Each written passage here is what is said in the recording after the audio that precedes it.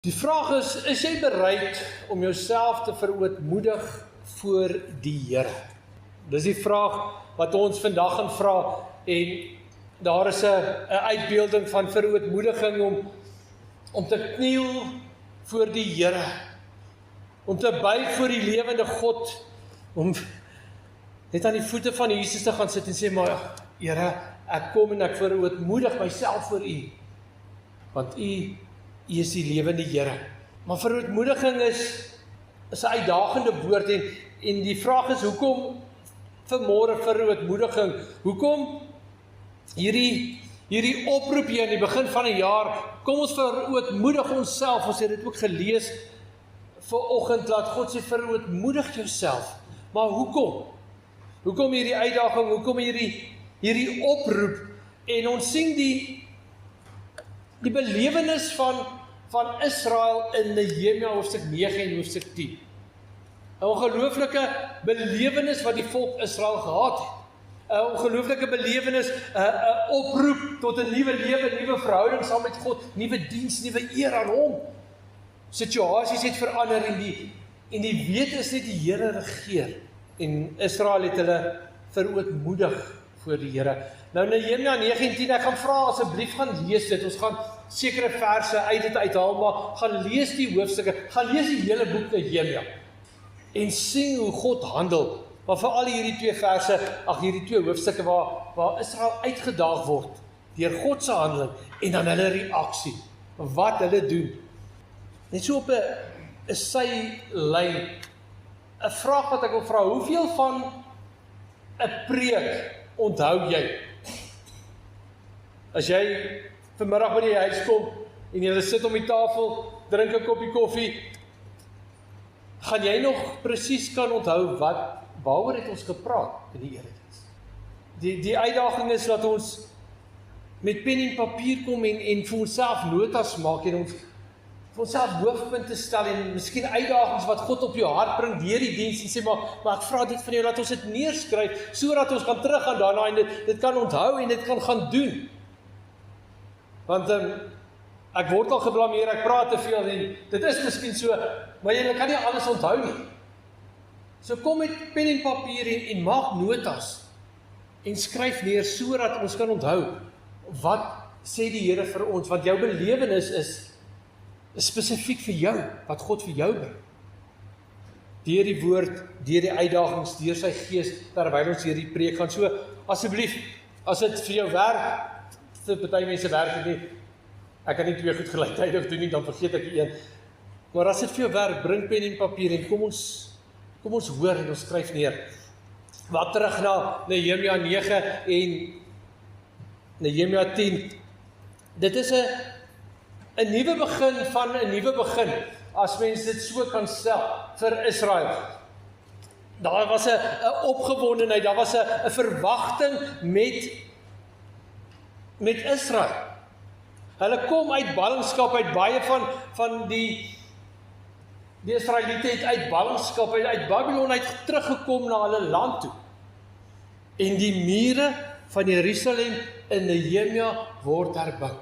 Nou dit klink vir ons, ja, hulle het 'n muur gebou, maar dit is so groot gebeurtenis vir hulle, want Jerusalem word weer Jerusalem, daai vestingstad, waar hulle as volk veilig kan wees, en dan heeltyd met God se teenwoordigheid by hulle. So 'n tyd van opgewondenheid, 'n tyd van verwagting, Jerusalem is herbou, en dan, met dit alles, word daar 'n ontdekking gemaak. En dis eintlik so mooi, hulle het die woord gelees, en as jy gaan lees, dan hulle het daar gestaan, die hele volk, en die wet is gelees, 3 ure, 4 ure, 5 ure, en hulle het geluister, en hulle het elke keer gereageer. Dit is so mooi, hulle hoor die woord, en dan die reaksie van hulle, en hulle kom by die hittefees uit. Nou die hittefees was 'n fees wat Israel gevier het, om te onthou wat God vir hulle gedoen het in die woestyn, toe hulle in skuilings gebly het. So, hulle het skuilings in hulle erwe op hulle huise se dakke voor die voordeur gebou, en daar gebly, net om weer te onthou, wat het God vir die volk gedoen? Hoe goed was hy, hoe getrou was hy? Hy was waarlik ons Here, ons leidsman, hy was by ons. En nou staan Israel by hierdie nuwe punt, hierdie nuwe begin. En dis waarna ons gaan kyk vandag, 'n nuwe tydvlak in hulle geskiedenis. Dis amper 'n oorbegin vir Israel, vanuit die ballingskap, vanuit verwoesting van Jerusalem, terug as volk in God se teenwoordigheid. Dit is nou Israel, maar ons staan ook in so 'n nuwe tyd. Aan die begin van 'n nuwe jaar. 2025 lê voor ons oop. Dis 'n nuwe begin. Ons is nou nie presies soos Israel met hierdie groot veranderings nie, maar dis 'n nuwe begin. 'n Nuwe tyd waarin ek moet dink, maar wat gaan ek hierdie jaar doen? Hoe gaan ek hierdie jaar leef? En ek praat nie net van mooi 'n nuwe jaarsvoorneme van hierdie jaar. Ja, hierdie jaar gaan ek bietjie meer tyd aan die Bybel spandeer. Ek gaan bietjie meer bid, ek gaan bietjie meer omgee en dan maar dink ek, wat was my huweliks nie. Ouch. My nuwe jaarsvoorneme. Wat was my nuwe jaarsvoorneme? Iets van die kerk. Nee, nie dit. 'n besluit wat ons vandag neem. In terme van ons verhouding met God, wat deur 2025 ons gaan dra, verseker, maar die res van ons lewe ook. Dit is wat Israel gedoen het, daai stil staan voor God. En sê, Here, ons het 'n nuwe begin. En ek wil ons moet dit vandag doen, daai stil staan voor God vandag. Ons verootmoedig voor hom. Ons sê, maar Here, hier staan ons voor U. Hier lê 'n jaar voor ons uit, hier lê ons hele lewe lê voor ons uit.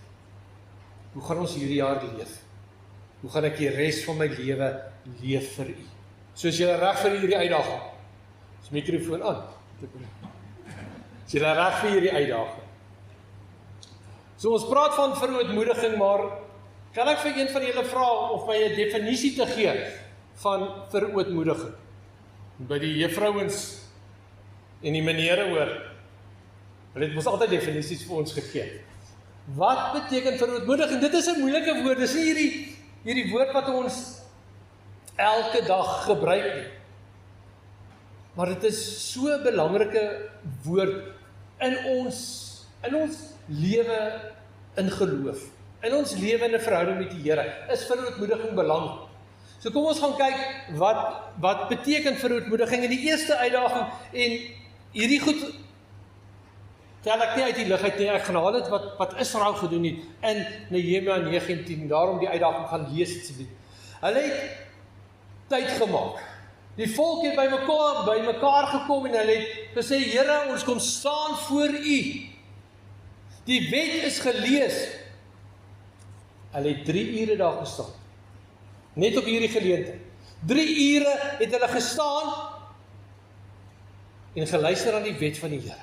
En daarom die eerste uitdaging, maak tyd.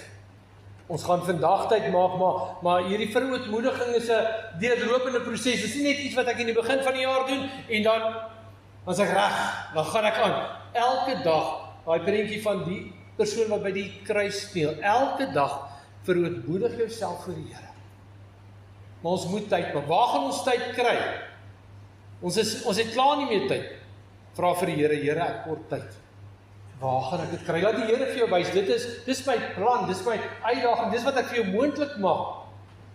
Maar kom ons begin vandag om te sê, maar ons maak tyd hierdie jaar vir ons Here, vir my verhouding met hom. Want dit is so belangrik. Nou verder, wat het Israel gedoen? Hulle het rouklere aangetrek.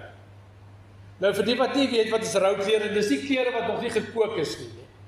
Dis hoekom dit rouklere is nie. Dit is klere wat jy aantrek as 'n teken dat jy in rou is. Dit was hierdie growwe materiaal wat ongemaklik gesit het op jou lyf.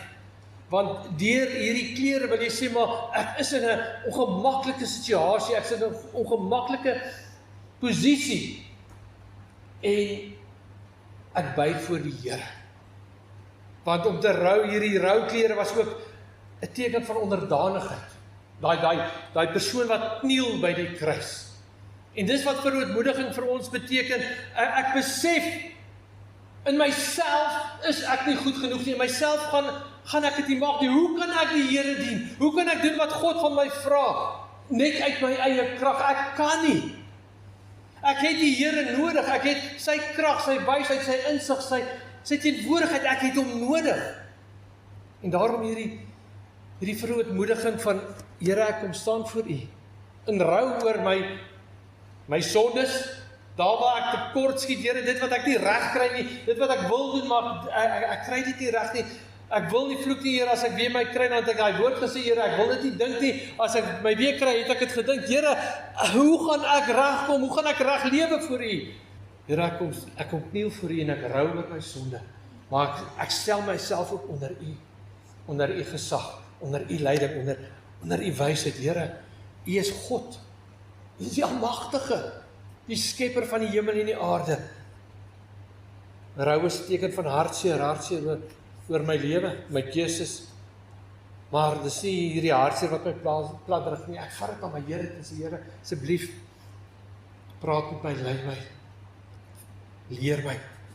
So, maak tyd, trek rouklere aan, en dan bring Nehemia 9 vers 1 tot 3 ons by 'n baie eerlike woord, want dit is wat verootmoediging beteken. Dit is 'n baie eerlike woord. As ek myself verootmoedig, dan kan ek nie wegkruip agter dit nie. Ek kan nie sê, maar ek is nou nie eintlik so sleg nie. Ek is eintlik so sondig nie, Here. Ek het nie eintlik soveel teen U gerebelleer nie, Here. Ek is nie so hartseer nie. Dit is 'n eerlike woord en dit vra eerlikheid vir ons. So kom ons blaai na Nehemia 9 vers 1 tot 3.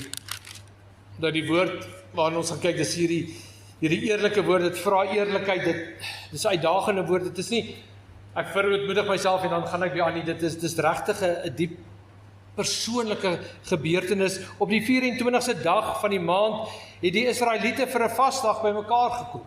Hulle het rouklere aangetree en daar was grond op hulle koppe. Die nakomelinge van Israel het hulle self afgeskei van alle nie-Israeliete en toe hulle plekke ingeneem en belydenis van hulle sondes en van die oortredings van hulle voorvaders gedoen. Hulle het op hulle plekke bly staan en het 'n kwart dag lank voorgelees uit die wetboek van die Here, hulle God. Nog 'n kwart dag lank het hulle belydenis gedoen en voor die Here, hulle God, gebuig. Dit is wat Israel gedoen het. Dit is hoe Israel hulle self verootmoedig het voor God. Hulle het hulle afgeskei van die nie-Israeliete, hulle het hulle plekke ingeneem en hulle het belydenis gedoen van hulle sonde en van die oortredings van hulle voorvaders. Hulle het op hulle plek by staan en hulle het vir 3 ure is daar vir hulle uit die wetboek van die Here, hulle God, gelees. Nog 'n kwart van die dag, nog 3 ure het hulle belydenis gedoen en het hulle voor hulle Here het hulle gebuig. En dis ons uitdaging. Dis 'n eerlike woord, ons moet eerlik voor God gaan staan. Ek dink nie een van ons kan vanmôre sê, maar ek weet alles, ek ken alles, ek doen alles reg nie. Elkeen van ons is afhanklik van die Here. En elkeen van ons moet gaan buig voor die Here en sê, maar Here, ek het teen U gesondig. Here, ek het nie gelewe soos ek moes nie. Here, ek hoor U woord. Here, vergewe my. Want ek het gesondig teen U. Verootmoediging daag ons uit om nader en nader aan die Here te gaan. Dis soos om met as mens die woorde kan, beskrywende woord kan gebruik, 'n knielende hart voor die Here te gaan buig.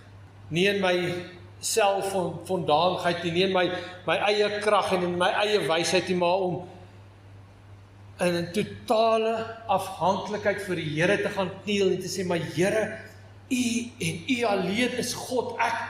Here, ek val. Ek kan nie. Ek wil, Here, maar ek kom net nie daarby uit nie. Ek struikel, ek val. En ek kom kniel voor U. En om dan God se woord te hoor. Want dis die woord wat die vryspraak bring. Dis die woord wat die hoop bring. Dis die woord wat God spreek, wat ons vry maak, wat ons kinders van God maak.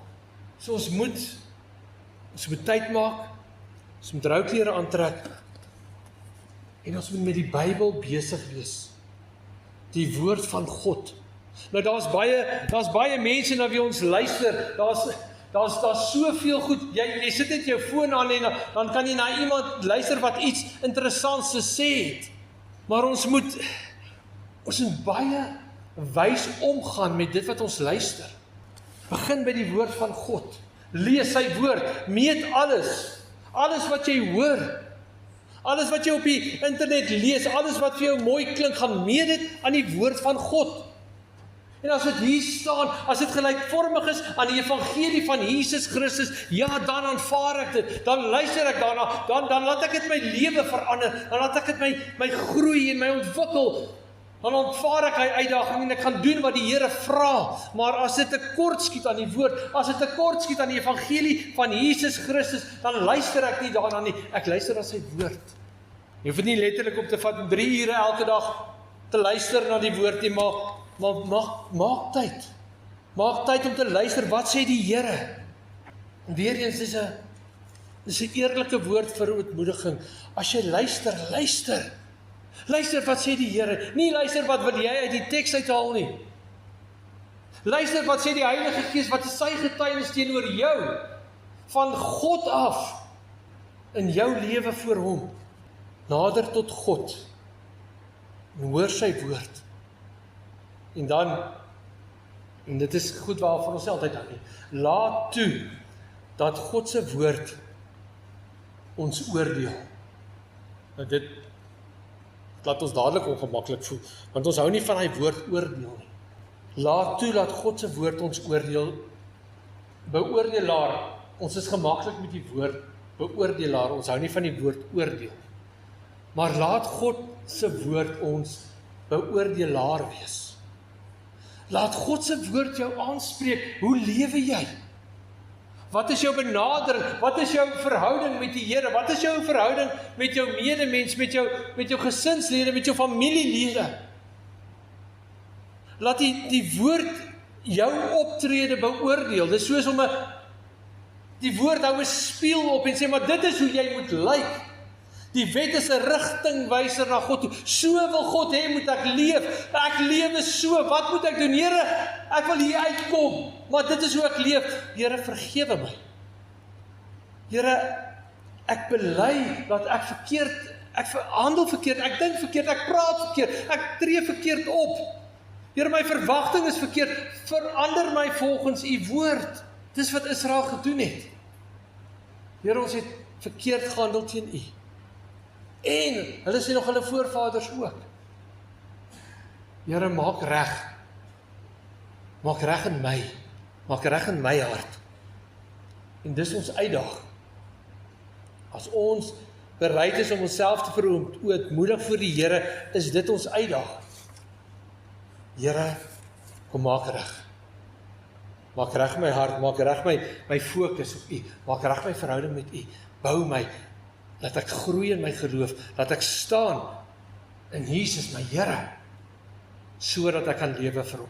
En daar's 'n gevaar in dit.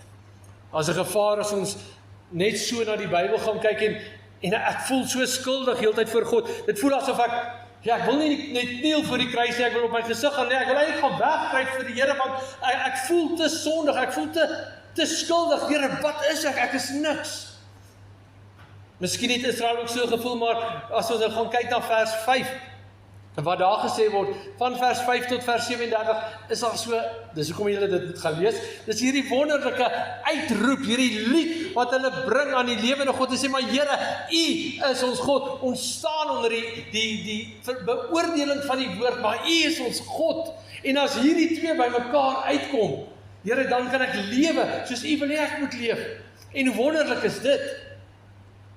Ek wil vir ons vers 5 lees, Nehemia 9 vers 5, kom, prys die Here, julle God, hy is van ewigheid tot ewigheid. Toe het hulle u magtige naam geprys, verhewe bo alle lof en roem. Vers 6, dit is u alleen is Here, u het die hemel gemaak, die hoogste hemel en die hele leermag, en dan gaan dit so aan en aan tot vers 37, maar ek wil net vir ons vers 32 lees, en nou ons God, grote God, magtig en ontzagwekkend, U wat die verbond en die troue liefde in stand hou, moet tog nie al hierdie ellende gering ag nie, hierdie ellende wat ons konings, ons amptenare, ons priesters en profete, ons voorvaders, die hele volk getref het, van die tyd van die Assiriese koning tot vandag toe. Ek staan onder die gesag van die woord van God. Want dit is nie al nie, dit is nie net hierdie beoordeling, jy is nie goed genoeg nie, jy is nie goed genoeg nie, jy is nie goed genoeg nie, nee. God roep ons op deur sy woord en dan kom hy in sy grootheid, in sy mag en in sy majesteit. En hy sê, maar jy is myne. Jy behoort aan my, ek het jou gekoop. Die lam van God wat die sondes van die wêreld wegneem. Dit is wat met ons gebeur het. Julle is nou kinders van God, dit is wie ons is. En vanuit dit, met die aanklag, die beoordeling van die woord, kan ek nou gaan lewe vir my Here. Want ek besef hy het my lief. Ek besef hoe groot is sy genade. Ek besef hy en hy alleen is die Here. Hy is die almagtige skepper. Hy is die een wat hom ontferm oor ons. Hy is ons God. En dis vir ootmoediging. Want God praat deur sy woord en dan tel hy ons op deur sy liefde en deur sy genade. So, as ons kyk na verootmoediging, onthou heeltyd, wie is die Here? As die woord jou aankla, as die woord hard praat, moenie net wegskram en sê, maar dit is te veel nie. Onthou wie is die Here, onthou sy liefde is vir ewig, hy het jou lief met 'n oneindige liefde. En daarom roep hy tot jou, daarom beoordeel hy jou optrede en sê, maar jy is my kind, kom lewe so. As ons gaan kyk na, wie is ons Here dan, soos met Israel het hulle gaan kyk in die geskiedenis, wie is die Here? So wie is die Here vir jou? Ou Testament, wat sê die Ou Testament van die Here? Hy is die skepper. Ons het dit nou gelees ook, hy is die skepper van die hemel en die aarde.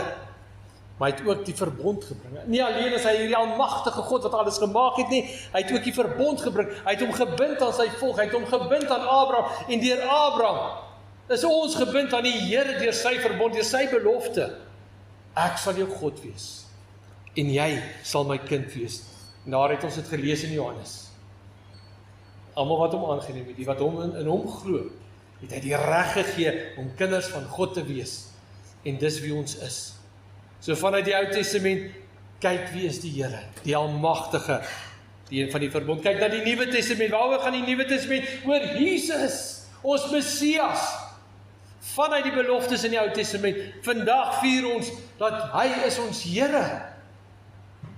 Hy seën ons, hy roep ons, hy is by ons, hy bring ons redding. En dan jou geskiedenis, jou lewe saam met die Here. Wie is die Here vir jou? Hy is teenwoordig in jou lewe, hy is. As jy vandag bely, Jesus is my Here, dan is God teenwoordig in jou lewe. Hy is getrou. En die laaste is daai mooi naam van Jesus, Immanuel. Met sy geboorte het hulle sê, Immanuel, dit kom uit die belofte uit die Ou Testament. Immanuel beteken God met ons. En dit is wie ons Here is, dit is wat ons moet onthou, as ek met die woord na God toe gaan, as ek my verootmoedig voor die Here, as ek sê, Here, praat met my oor my lewe, Here, ek kom staan voor U, ek rou, ek is onderdanig aan U, praat met my deur U woord, en die Here praat, en ek voel ongemaklik, dan sê ek my Here, ek onthou U, en U alleen is my God. U is die almagtige skepper, U is die Messias, en U is Immanuel, God met my. So verootmoediging, daai by voor die Here, saam met hierdie verhouding,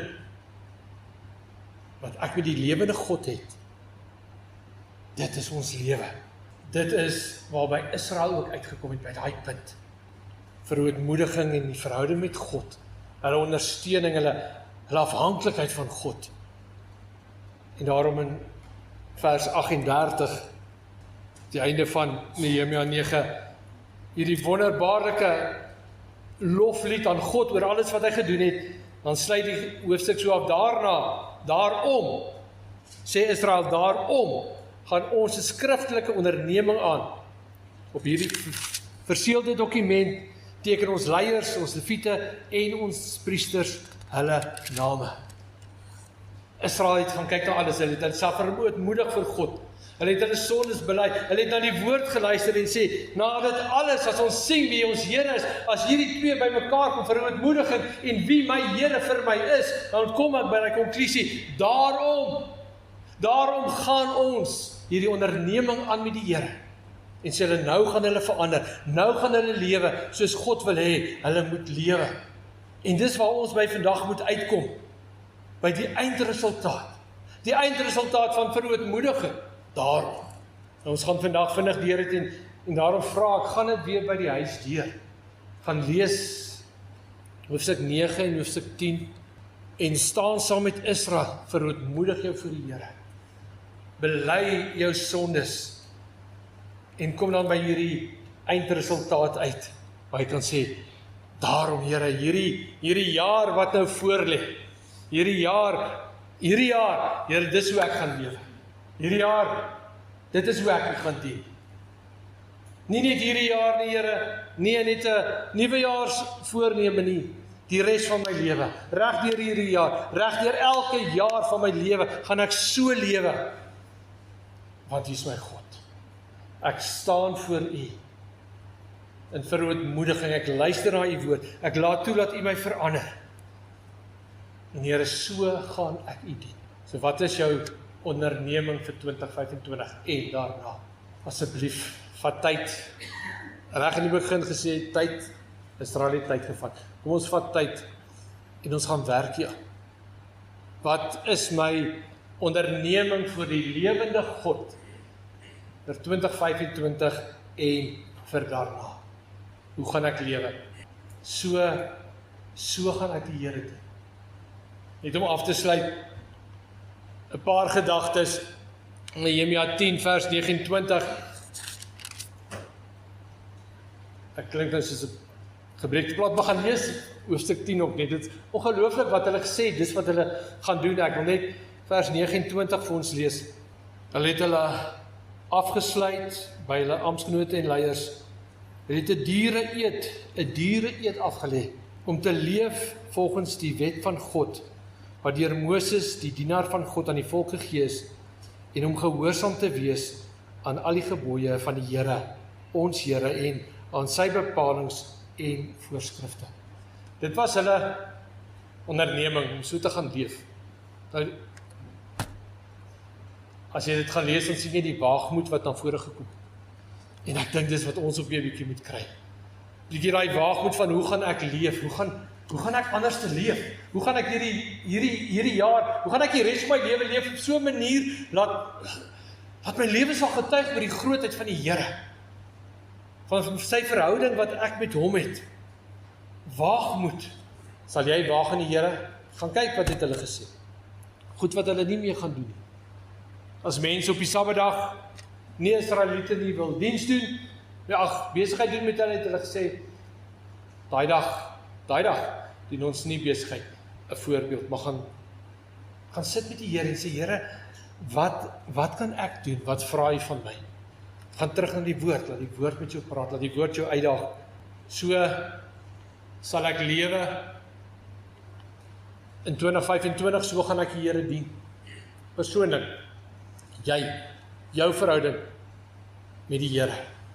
So gaan ek die Here dien. Maar ons vat dit verder. So gaan ek in my gesin die Here dien. Dit is so belangrik. Ouers om vir julle kinders dit nou te leer. Verootmoedig jou vir die Here. 'n gesin saam, as gesin, kom ons gaan saam en ons verootmoedig ons vir die Here. Verduidelik vir jou kinders. Verduidelik, wat beteken dit? Ons gaan staan voor Jesus. Daai prentjie, dat die man kniel by die kruis. En ons sê, Here, ons is jammer dat ons nie altyd lewe soos U wil hê nie, maar Here, verander ons. So gaan ek in my gesin die Here dien. 2025 en elke jaar van my lewe. En so gaan ons as gemeente die Here dien. En dis ons uitdaging vir hierdie jaar. Ons is 2 gemeentes by mekaar, maar laat elkeen van ons so die Here gaan dien in verootmoediging, volgens sy woord, in sy krag, tot sy eer. want hy is ons Here. Daar is die prentjie van verootmoediging. En ek gaan vra, kom ons doen dit nou. Kom ons gaan in verootmoediging voor die Here. Is 'n korter inoefening, gaan doen dit langer by die huis. Maar kom ons begin hier en sê, maar Here, ek kom voor U. Met rouklere aan, afhanklik van U, ondergeskik aan U. En ek bely, Here, praat met my deur U woord. Here, U is my Here. Hier is vandag my onderneming. So sal ek die Here dien. Kom ons bid saam.